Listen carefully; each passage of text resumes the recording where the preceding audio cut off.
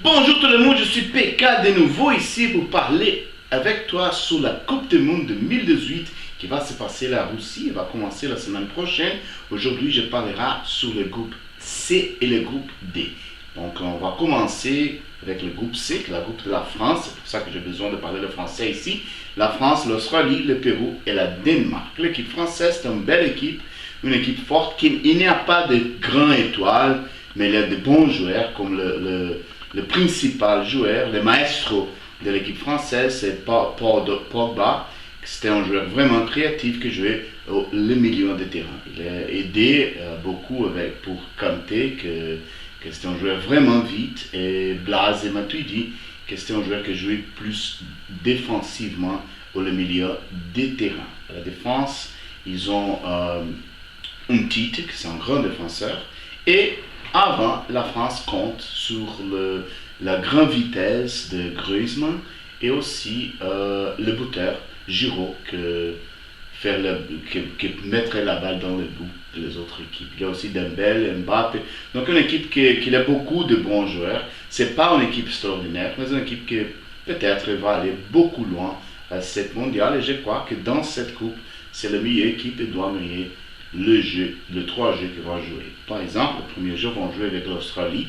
C'est pas une équipe mauvaise, au contraire que tout le monde imagine. L'équipe d'Australie jouait aussi d'une forme offensive.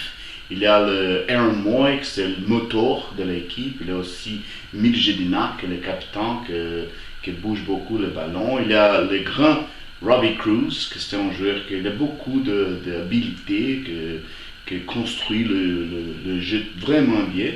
Et avant, ils ont Lake et aussi Carib qui va jouer de nouveau, 38 ans, mais il a encore le grand buteur de l'Australie. Il y a le Pérou, cette groupe aussi. Et le Pérou, il y a beaucoup de joueurs dans le milieu de terrain qui jouent vraiment bien, comme Tapias, Cuevas, Houghton, Flores. C'est une équipe, comme je dis, le carrousel Inca. Parce que l'équipe de Pérou bouge beaucoup, il n'y a pas de joueurs qui restent en place, ils bougent pour tout le temps, il n'y a pas un joueur qui reste en place. Ça, comme par exemple les attaquants, les joueurs qui jouent avant, comme Jefferson Farfan et Carrillo, sont des buteurs de l'équipe de Pérou, qui est péruvien. Et ils bougent beaucoup aussi, ils aident le secteur défensif aussi. Donc le carrousel Inca, je pense qu'il va donner beaucoup de travail à ses adversaires. Et au final, l'équipe de la Danemark, qui est un grand joueur, le numéro 10, Christian Eriksen, ça c'est un grand joueur. Il a aussi un bon défenseur, que le capitaine Kjaer.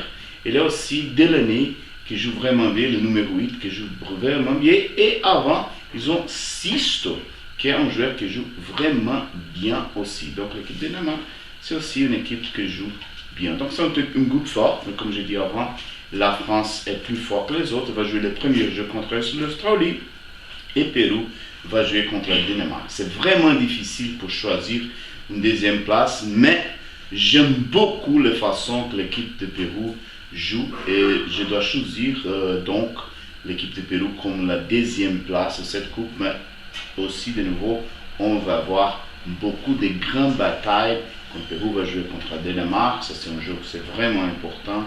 Pérou contre l'Australie aussi sera un jeu vraiment difficile. Et le Danemark contre l'Australie, c'est aussi un jeu vraiment difficile. Je pense que le Danemark, il a un petit peu de plus chance que les autres parce qu'elle va jouer contre la France le dernier jeu. Donc la France sera déjà qualifiée et peut-être ils n'ont pas utilisé le principal joueur. À le groupe D, on a l'Argentine et aussi l'équipe de Nigeria, l'équipe de Croatie et l'équipe de Islande. Donc c'est un groupe aussi pareil. Je pense que l'équipe de Nigeria, c'est le plus fort. Ils ont des buteurs Victor Moses qui joue vraiment bien, le numéro 11 de l'équipe qui joue un football spectaculaire. Ils ont aussi de bons joueurs avec Alex Iwobi, le numéro 18. Mais c'est une équipe forte, une équipe physique. Il y a des joueurs comme Jean Obouk, c'est un joueur vraiment fort qui joue le milieu de terrain.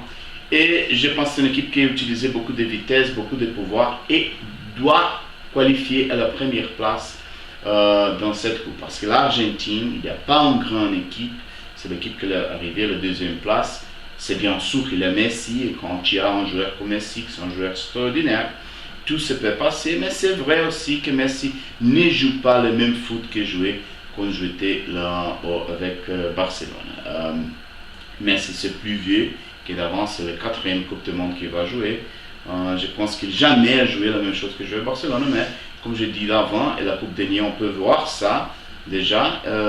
Il c'est le buteur, le joueur qui peut faire des choses se passer à quelques moments avec son talent extraordinaire. Mais je pense que c'est tout. L'Argentine a un bon joueur que j'aime bien, que c'est Bilia, qui jouait le milieu de terrain aussi.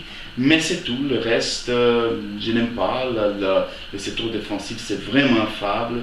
Les attaquants que je jouais avant, comme Di Maria et Akun, Agüero, sont des joueurs que tout le monde déjà connaît, que sont les fins de la carrière, et aussi le secteur défensif aussi avec Mascherano. Donc c'est pas une équipe forte, mais c'est une équipe qui a beaucoup de tradition au foot. Je pense que Messi peut-être va prendre son équipe pour la prochaine phase.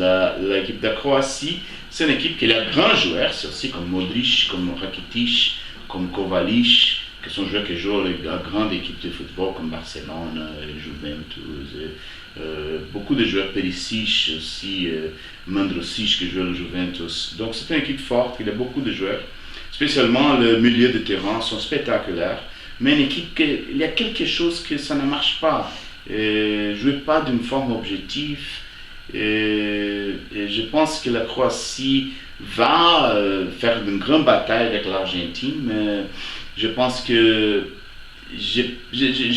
l'Argentine va se passer. Enfin, je pense que l'Argentine va qualifier. Et l'Islande, ce n'est pas une équipe professionnelle de football. Ils ont des joueurs comme par exemple l'entraîneur, c'est dentiste, le gardien, c'est directeur de film.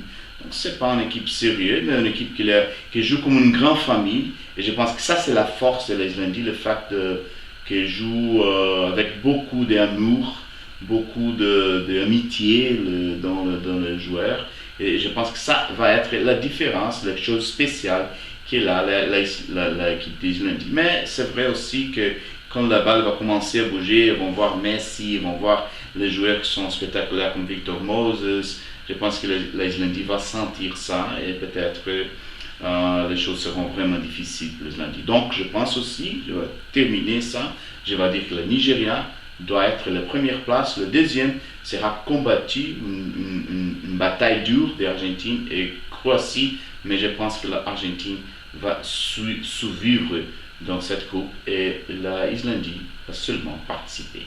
Donc c'est mes opinions pour le groupe C et le groupe D de la Coupe du Monde. Je vais retourner à demain pour parler sur les autres groupes. C'est ça, aujourd'hui c'est tout. Au revoir!